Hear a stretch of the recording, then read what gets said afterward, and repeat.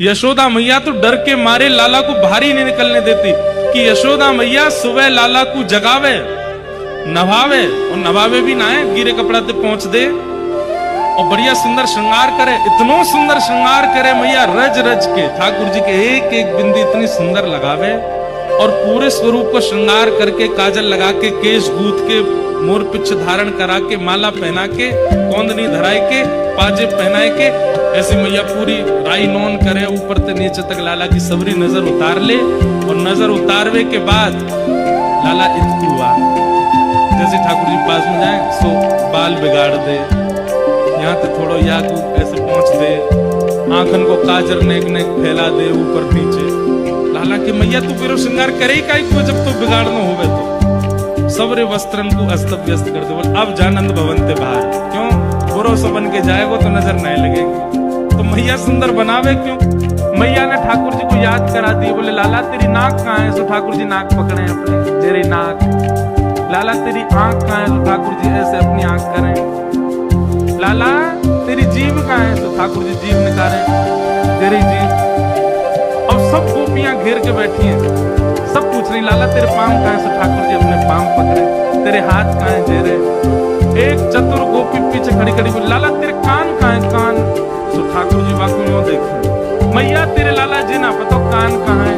अरे ना लाला तो कल सिखाया तो कान कहाँ है? बता दे कान कहाँ है, जल्दी बता। ठाकुर जी मन में सोचने लगे मैं अपने कान पकड़ूंगा, सब जो मुझे बोलेगी चल लाला क्षमा कियो, कान मत पकड़े।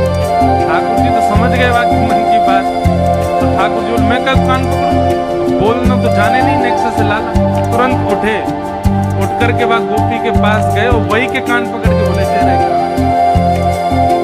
सुबह को समय है गयो, सूर्य उदय है गयो, लेकिन अभी तक यशोदा मैया उठी नहीं। जो ब्रह्म मुहूर्त में उठ जाए अभी तक ना जगी।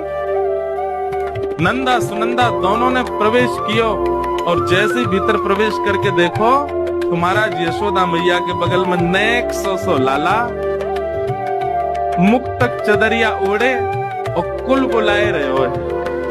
क्या कर रहे हो? कुल बुलाए रहे हो। कुल बुलाए मतलब अपने हाथ पांव चला रहे है और मुख से ऐसी आवाज, छोटे छोटे बालकों की आवाज आती है ना, ऐसी थोड़ी थोड़ी आवाज कर रहे हैं। ठाकुर जी बेचैन हो रहे हैं। और लाल जी हैं कैसे? बोले ऐसे लग रहे हैं मानो जैसे कोई नीली मणि रखी हो। जैसे ही ठाकुर जी के चरण में पादुका पहनाई, सो ही ठाकुर जी कहने लगे मैया जी का पहना रही है? मैया बोली लाला तेरे कोमल कोमल पांव, तू कहीं वन में गए हो, तेरे कांटे लग गए, कीट पत्थर लग गए तो रोवेगो। जब पादुका पहन के जाएगो तो तेरे पामन में कीट पत्थर कंकड़ लगेंगे ना। तो ठाकुर जी दौड़ के गए और अपनी गैयान ने गिनने लगे। मैया बोली क्या कर रहे हो? बोले मैया मैं गैयान को गिन रहा हूँ, मेरे तो दो पामे इनके चार चार हैं, इतनी पादुका और मंगवा, सबन को पहना के ले जाऊंगा। मैया बोली लाला तू तो ऐसी बात करे, अरे जी गैया जे पामन में पादुका ना पहनो करे। ठाकुर बोले क्यों ना पहने? मैया इनके कांटे ना लगे, इनके पत्थर ना लगे, इनको निष्ठुरता ना लगे। मैया बोली लाला देख तेरे तो कोमल पाम है और इनके तो खुर है, तो खुरन में कांटे पत्थर ना लगो करे। ठाकुर जी तो रोने लगे, पछाड़ खा के गिर गए। मैया बोली काय को रो लाला? बोले मैया मेरे पाम खुद क्यों ना बने, मेरे पाम ही क्यों रह गए? ठाकुर जी एक दर्पण लेके आए। दर्पण में किशोरी जी से कह रहे हैं कि हे श्यामाजू जो बताओ हम दोनों में सुंदर कौन लग रहा हो? आप सुंदर लग रही हो कि मैं सुंदर लग रहा हूँ? किशोरी जी प्रेमी है ना, प्रेम में तो स्वभाव होता है कि वास्तविकता नहीं बोली जाती है, ऐसा कुछ बोला जाता है कि दूसरा रूठ जाए। किशोरी जी कह रही है हमसे क्या पूछ रहे हो, खुद ही देखो हम गोरी हैं, तुम सांवले हो, तुम कारे हो। और इतने में ही नहीं मानी, श्री जी कह रही है मेरो मुख जैसे चंदू जियारो, तुमरो मुख जैसे रैन अंधियारी, अमावस्या की रात वो हो तुम तो।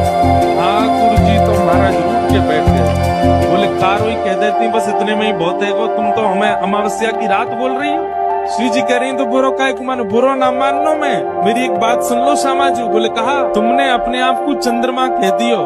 बोले वो तो हम हैं। बोले लेकिन याद रखियो चंद्रमा तभी बढ़िया लगे जब अंधेरो हो।